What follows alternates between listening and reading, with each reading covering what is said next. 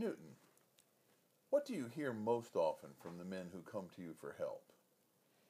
The question most of them have is there any hope? And my answer to them is yes. There is hope for you to change, and there is hope for them to show their partner that they have changed, and that this does not take a lot of time, that they can change right that moment, and they can show their partner the change immediately. They can show their partner that they have changed by the text they send when they leave the office before they get in the car, what they say on the telephone call, when they get in the car, even if there's a restraining order against them, even if the only way they can communicate is through their lawyer.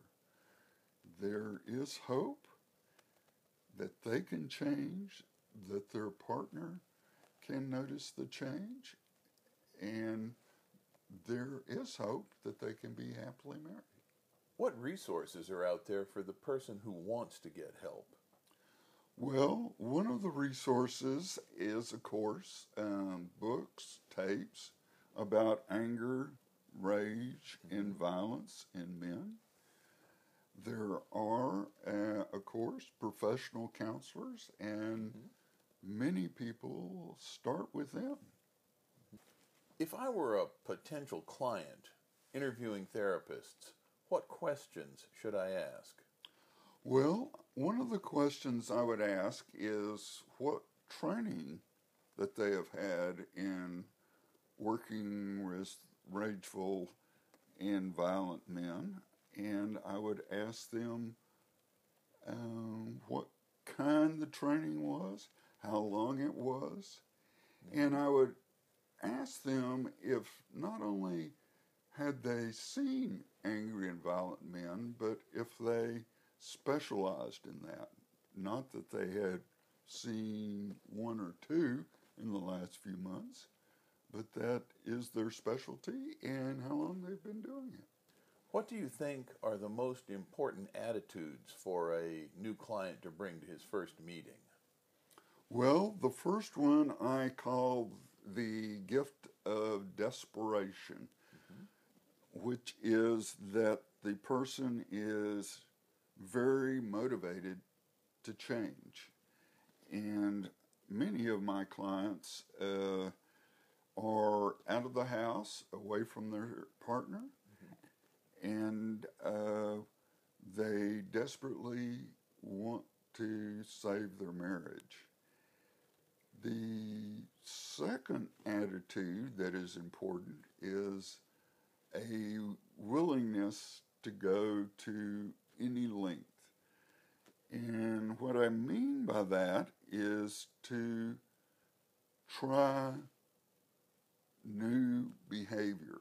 The behavior that they have been doing obviously hasn't worked.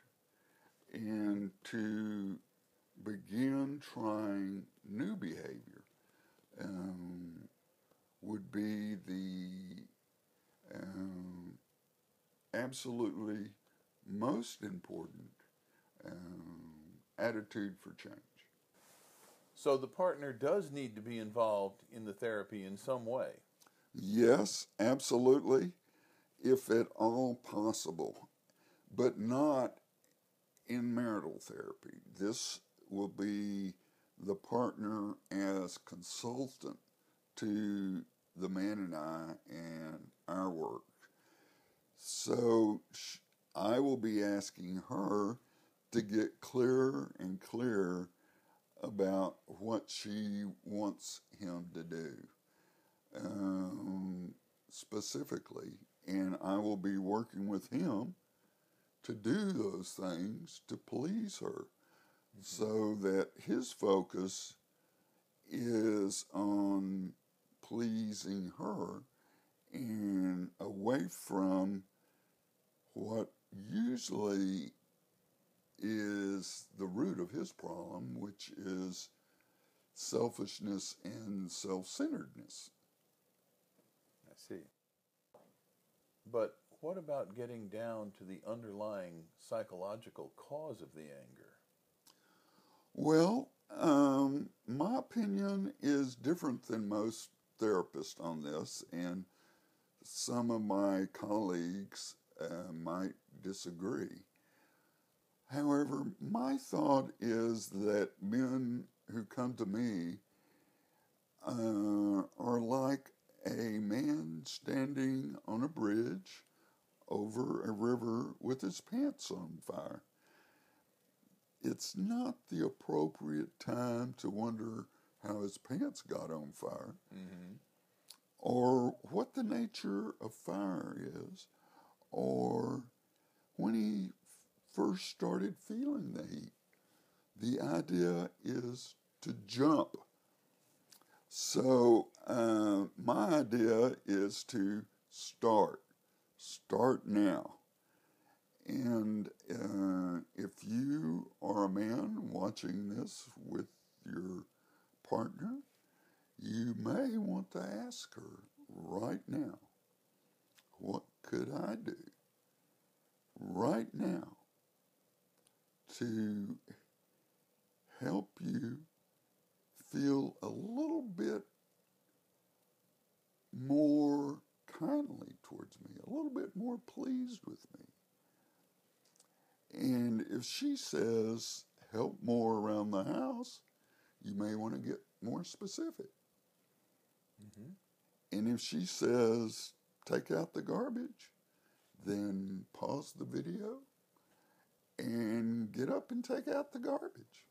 So that's what I mean by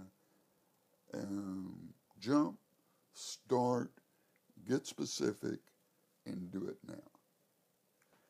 How about eventually? Do you ever find it helpful to do in-depth psychological work with the family? Well, certainly, if there is a trauma, some of my clients have post-traumatic stress disorder. If they have been in combat, I often refer them to the VA for an evaluation. So the answer is yes, if it's apparent that trauma is part of the problem. However, at the same time, they can begin changing their behavior despite their history. So they can change immediately. Absolutely. At the same time, they can work on both. So this will always require a commitment to maintenance for the rest of their lives. For some people, yes, this is a lifetime commitment never to acknowledge or express anger directly to the person with whom they are angry.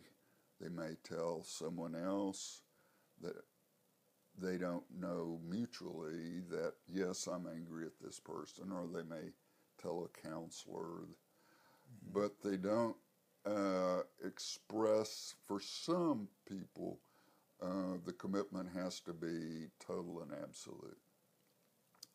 For others, it can be less, can be just learning a few communication techniques over a few months, and that's sufficient. So there's a wide range from just learning a few communication techniques and being able to express anger appropriately to people who need to make or do make a behavioral, psychological, and spiritual commitment for life. So there's a wide range. See. So you're saying recovery from anger is a lifestyle. It's got to involve every part of yourself. For some ragers, that is true. Every area of life, from clerks to driving style to their wife to waiters, it's a total commitment.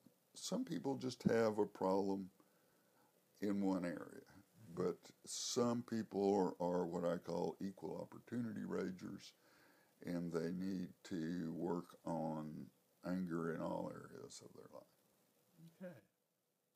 Well, thank you. You're welcome.